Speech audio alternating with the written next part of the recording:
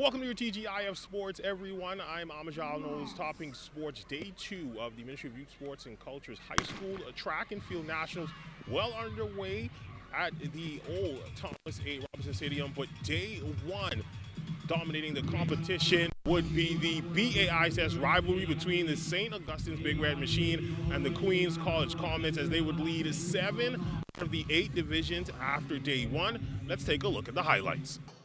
You are the reason we gather, ready to cheer and rejoice for every event.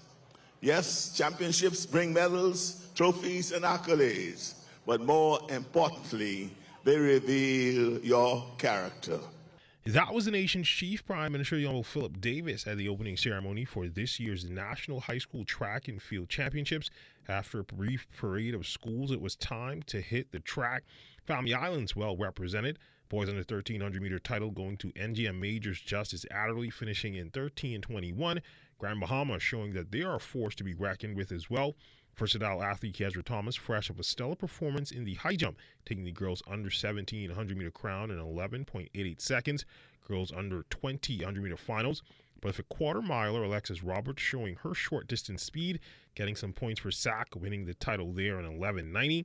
Capping the night, though, would be the mixed 4x4. Queens College Comets team of Nathan Walker, Andrew Seymour, Sasha Wright, and Jay Knowles would win this one in 3:51.92.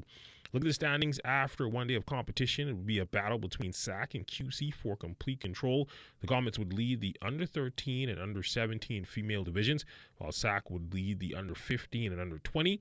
The male under 13 division out in front there, Sister Mary Patricia.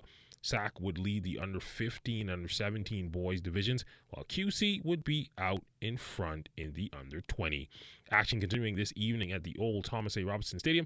Of course, live coverage being brought to you by the ZNS television network.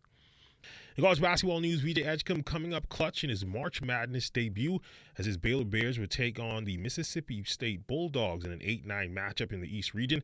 Despite a slow start individually, Baylor getting out to an early first-half lead before the Bulldogs would rally in this one.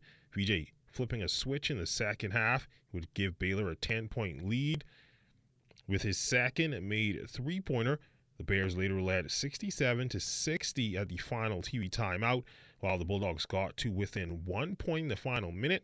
VJ would hit a pair of clutch free throws to give him 16 on the night and help Baylor secure a 75-72 win and advance to the round of 32. They will face the winner of Duke and Mount St. Mary's.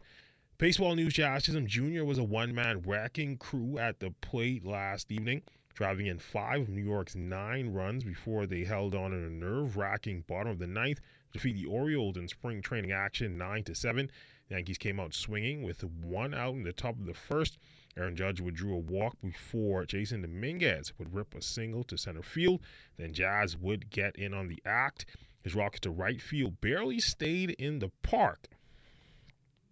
Jazz also with a 2-run double on the heels of a strong game of his own the night before. Chisholm continuing his excellence in the third with Judge and Cody Bellinger on the corners and 1 out. He would turn on 1 and drive it out to right field. The Yankees are back at it tonight. They will take on the Detroit Tigers. And that's been a look at your sports on this Friday. A check on weather when we return.